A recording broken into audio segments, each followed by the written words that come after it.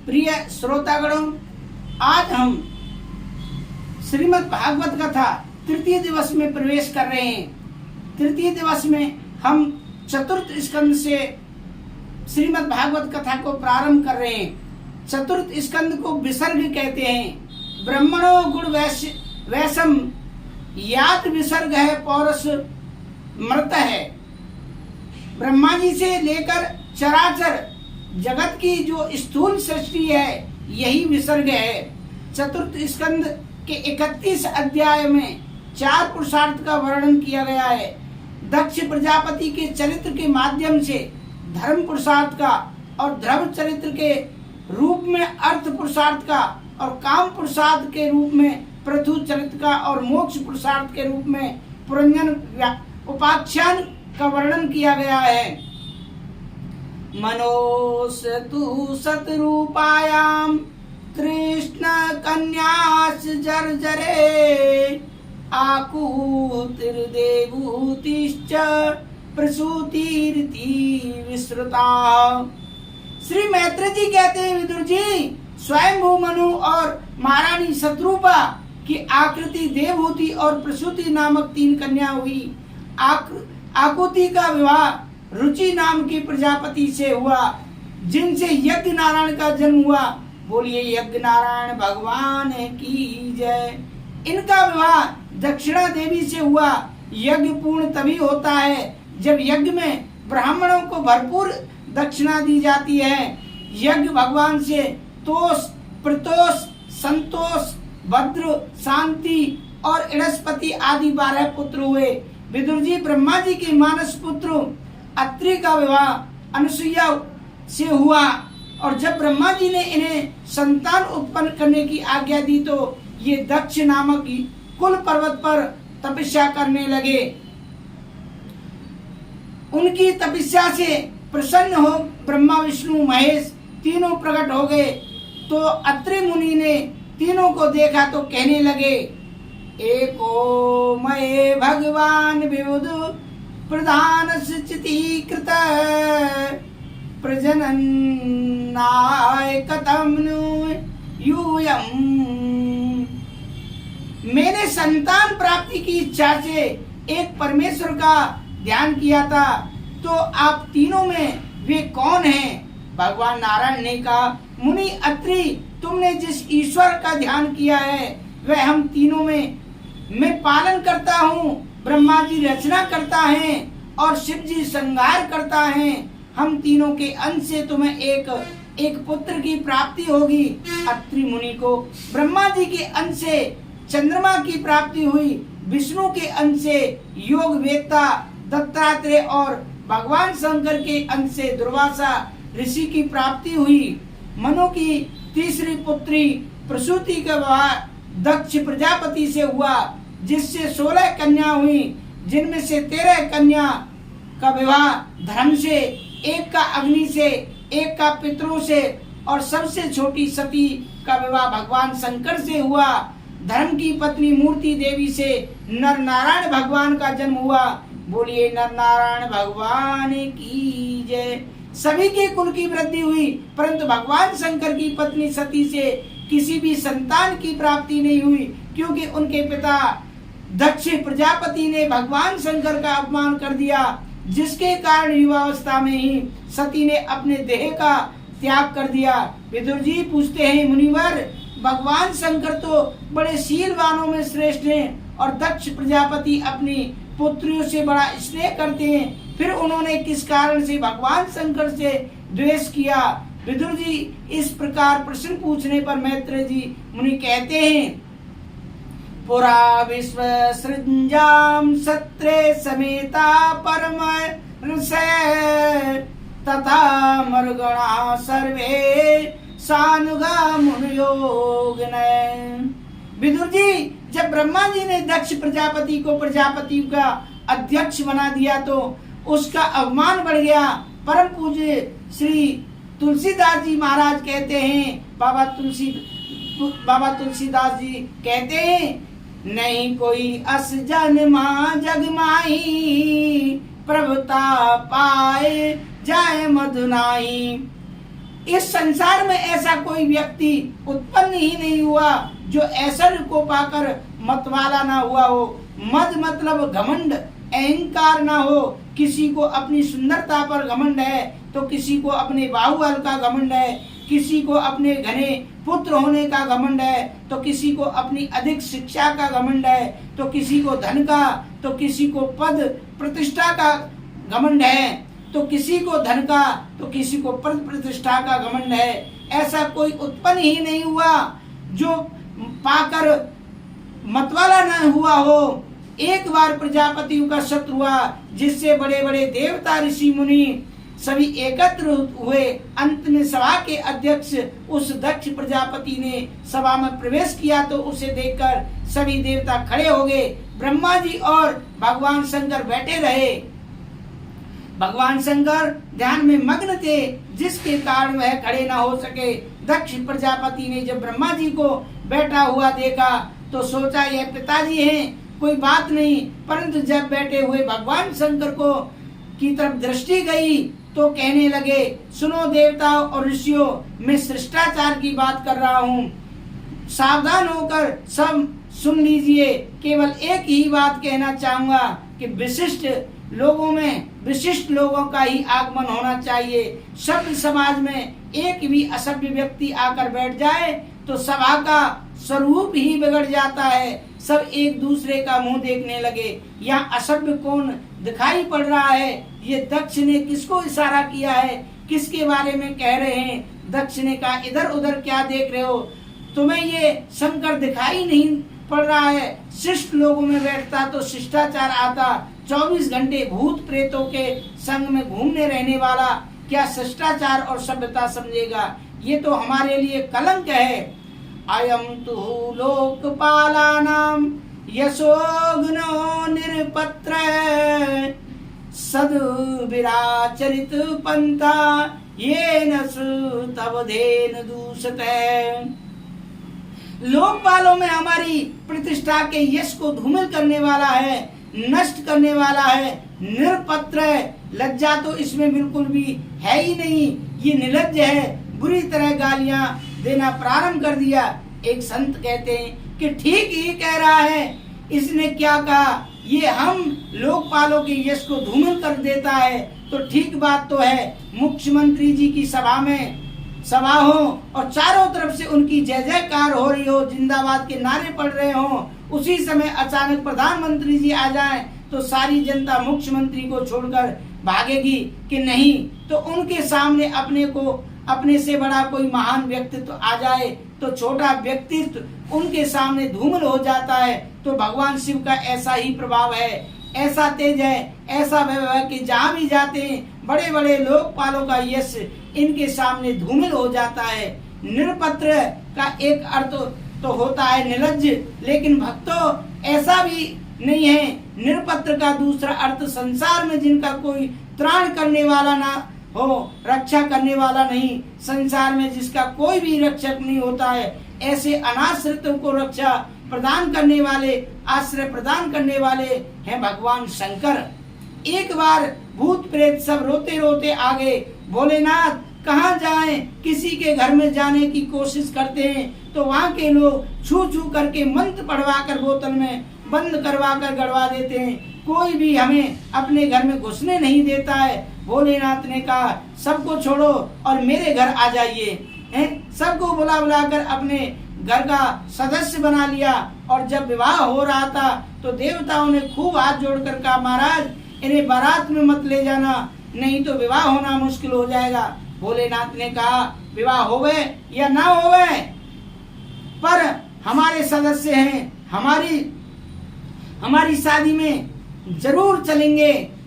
तो फिर भगवान नारायण को कहना पड़ा, ठीक है, आप अपनी बारात लेकर ही आना, हम लोग अपने चलेंगे, अपने अकेले चलेंगे। भोलेनाथ ने जिन्हें आश्रय दिया है उसे कभी त्यागते नहीं। ऐसे शरणदाता हैं, ऐसे परम शरण हैं। एक बार ऐसे ही सांप बिच्छू रोते हुए आए कि महाराज आपने हमें क्यों पैदा किया? शिव जी ने पूछा, तुम्हें क्या समस्या है? सर्प बिच्छू सब बोले, महाराज हमें जो देखता है हमारा मुंह कुचल कर ही फेंक देता है। दुनिया वाले मार ही डालते हैं, जिंदा छोड़ते नहीं, इतनी घृणा हमसे करते हैं। भोलेनाथ ने कहा सबको छोड़ो, मेरे पास आ जाइए, और उठा उठाकर उन सांप बिच्छुओं को ही अपने हृदय का हार बना लिया और अपने हृदय पर धारण कर लिया।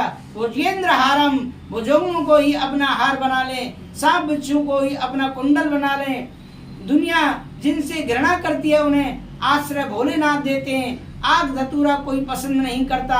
भोलेनाथ ने कहा हमें चढ़ाओ। जिनका कोई रक्षक नहीं, उन्हें सुरक्षा व आश्रय प्रदान करने वाले भगवान शिव शंकर हैं। तो महापुरुष लोग तो निंदा में भी स्तुति निकाल लेते हैं। चश्मा जिस रंग का होगा लोग उसी नजर से देखेंगे। आज अवमान के रंग में रंगा हुआ दक्ष जब भगवान शंकर को देखता है तो उसे दोष नजर आ रहे हैं। ये शिव निर्लज्ज है, हमारे यश को धूमिल कर देने वाला है, इसके साथ बैठने का धर्म नहीं है। एक ने दक्ष से पूछा तुम्हें इतने दोष दिखाई पड़ रहे हैं तो फिर बेटी क्यों ब्याह दिया आपने? जब बेटी का हाथ सौंपा तब तुम्हें ये दोष दिखाई नहीं पड़े। तब तो दक्ष और गर्म हो गया, ये मेरा दामाद बनेगा, मैं इसे अपनी बेटी जीवन में कभी नहीं ब्याहने वाला था। मैंने अपने पिता ब्रह्मा जी का आदेश पालन करने के लिए अपनी बेटी से ब्याही थी, अन्यथा कहाँ मेरी मृगलोचनी कन्या, कहाँ ये बंदर जैसी आंख वाला शंकर। दक्ष बोला मैंने अपनी मृगलोचनी कन्या का विवाह इस मरकट लोचन के साथ कर दिया है। ऐसे ऐसे कटु वाक्य बोले नंदीश्वर जी से रहा नहीं गया, तमक कर खड़े हुए। तब अभी इसे जवाब देता हूँ, पर भोलेनाथ ने इशारा किया चुप बैठो। नंदीश्वर ने कहा वाह महाराज, आपको कोई बंदर की आंख वाला बोले, आपके बारे में बुरा भला कहे, मैं चुपचाप बैठा रहूं। हरि हरि निंदा सुनहि जो काना, होई पाप गौ घात समाना। नंदीश्वर बोले स्वामी, आपकी निंदा सुनने वालों को गौघात का पाप लगता है, मैं आपको दोष न देख सकता हूँ, दोष नहीं देख सकता हूँ, न सुन सकता हूँ। भोलेनाथ मुस्कुरा पड़े, अरे भाई कोई बात नहीं, गाली दे रहे हैं तो क्या हुआ, तुम हमारे ससुर जी तो हैं बेटा, ससुराल की गाली सबको खानी पड़ती है। अंतर इतना ही है कि लोग शादी में गाली सुनते हैं, हम शादी के बाद सुन रहे हैं, तुम भी सुन लो। अनुमति नहीं मिली तो नंदीश्वर बेचारे मन मार कर रह गए और शिव जी से बोले ठीक है महाराज सुनो। और दक्ष का दुस्साहस बढ़ता ही चला गया। स्थिति ये आ गई कि क्रोध में भरे दक्ष ने अंतोगत्वा भगवान शिव को श्राप दे ही डाला, आज के बाद इस शंकर को किसी भी यज्ञ में कोई भाग नहीं दिया जाएगा। जब श्राप दिया तो नंदीश्वर से रहा नहीं गया और खड़े होकर बोले हे प्रजापति दक्ष, तुम्हें ये पद क्या मिल गया, तू इतना अभिमानी हो गया, अभिमान से भर गया। जब से आया है तब से हमारे भोलेनाथ के अपमान में बड़बड़ाता जा रहा है, इसीलिए मेरा श्राप है, तुझे बकरे का मुंह लग जाए। प्रभु जी खड़े खड़े दाढ़ी पर हाथ घुमाकर बोले ए नंदी, ए ससुर दामाद का आपसी झगड़ा है, तू बीच में क्यों बोल रहा है? मैं भी साफ देता हूँ कि शिव जी के गण पाखंडी हो जाएं। शिव जी के सारे गण खड़े हो गए। ए बुड्ढे बाबा, तूने हमें पाखंडी कैसे कहा? हम भी साफ देते हैं कि तेरे जैसे चाटुकार ब्राह्मण भिकमंगा बन जाएं। सर्व भक्षा ध्वज आता है। भोलेनाथ ने कहा अरे राम राम, ये स्वागत समारोह हो रहा है या साफ समारोह हो रहा है? सब एक दूसरे को साफ दे रहे हैं, आक्षेप लगाते जा रहे हैं। भोलेनाथ को लगा कि सब गड़बड़ हमारे कारण हो रहा है, इसीलिए हम भी यहाँ से खिसक जाते हैं। भोलेनाथ ने अब अपने सब गढ़ को शांत किया। देखो भाई, सब शांत हो जाओ, अपने घर वापस चलो। समस्त गढ़ों को शांत करके भोलेनाथ तो कैलाश चले गए, परंतु दक्ष के हृदय का क्रोध अभी शांत नहीं हुआ। मन में एक गांठ लग गई, रे मन धागा प्रेम का, मत तोड़ो चटकाई, टूटे से फिर ना जुड़े गांठ पड़ जाए। एक बार धागा टूट गया तो आप गांठ लगाकर जोड़ तो सकते हो, पर वह गांठ अलग चमकती रहती है। यहाँ से टूटा है। ऐसे ही प्रेमी जनों में लोगों में दोबारा सुलह हो तो जाती है, कराया जा सकती है सुलह, परंतु वह सामंजस्य चाहे जितना हो जाए, मन में एक बार गांठ लगी जाती है। तो उस दिन से मुझसे ऐसा बोला था, शिव जी से द्वेष करके अब की बार दक्ष ने हरिद्वार कनखल में एक बड़े विराट यज्ञ का आयोजन किया। संपूर्ण ब्रह्मांड से सब देवी देवता बुलाए गए, पर देवादिदेव महादेव को कहीं कोई चिट्ठी पत्री नहीं भेजी, निमंत्रण नहीं भेजा। परंतु भोले बाबा तो अपने कैलाश में आनंद कर रहे थे। यज्ञ की तिथि आई तो देवताओं में विमान उड़ने लगे। देवताओं के गड़गड़ाते हुए देवताओं के विमान हैं, वह सब कैलाश पर्वत के ऊपर से निकले। अब देखिए, सब देवताओं को मालूम है कि भोलेनाथ इस यज्ञ में नहीं बुलाए गए, तब भी देवता अपने विमान भोलेनाथ के ऊपर से ही निकाल रहे हैं। जब दो प्रेमियों में खटपट होती है तो तीसरे लोग बड़े फायदा उठाते हैं। मामला शांत भी हो रहा हो तो तूल पकड़वाते हैं, क्रोध ना आ रहा हो तो भी आ जाए, हम अपने घर बैठे और लोग हमारी ससुराल जा रहे हैं, पर भोलेनाथ को तो सब कुछ आपत्ति है ही नहीं। अपनी आंख बंद करके अपने स्वरूप के आनंद में मस्त हैं। पर देवी सती जी का मन डगमगा रहा है। आज सवेरे से ही विमानों की छड़ी नहीं टूट रही है, एक से एक पीछे एक विमान गड़गड़ाता चला रहा है। आखिर कुंभ का पर्व इस वर्ष है ही नहीं, तो ये कहाँ जा रहे हैं विमान। इस तरह अब कुछ देवांगनाओं ने जब विमान में जाते देखा तो भगवती सती ने इशारे से पूछा, बहन कहाँ जा रही हो। देवांगनाओं ने कहा, अरे बहन तू अभी ससुराल में ही बैठी है, तुझे नहीं मालूम कि मेरे मायके में तेरे पिता ने कितना बड़ा यज्ञ किया है, सारी दुनिया वहाँ भागी जा रही है, तू अपनी ससुराल में अभी तक बैठी है। सती जी के तो होश ही उड़ गए, अरे राम राम, मेरे मायके में यज्ञ है और मुझे नहीं मालूम। सती जी मुस्कुरा कर बोली, हाँ बहनों तुम सब चलो, मैं बस अभी तैयार होकर के आती हूँ। पर माता सती के मन में एक बड़ा द्वंद्व खड़ा हो गया, ये कैसे हो गया, मैं अपने पिता की बड़ी लाडली हूँ, फिर पिताजी ने मुझे क्यों नहीं बुलाया। अब ये सब कारण वहाँ जाने के बाद ही पता चलेगा, पर बिना निमंत्रण के मेरे भोले बाबा तो सम्मत जाने वाले नहीं, क्या करूं। अच्छा एक बार कोशिश तो करके देखती हूँ। माता सती ने आकर भोलेनाथ के चरण दबाना प्रारंभ कर दिए।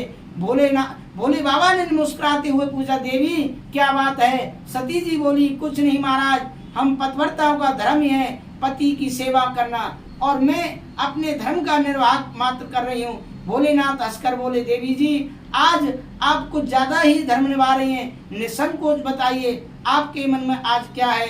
तब सती जी ने अपनी बात जरा घुमाकर कही। हम अगले भाग में आपको बताएंगे कि माता सती जी की शब्द शैली।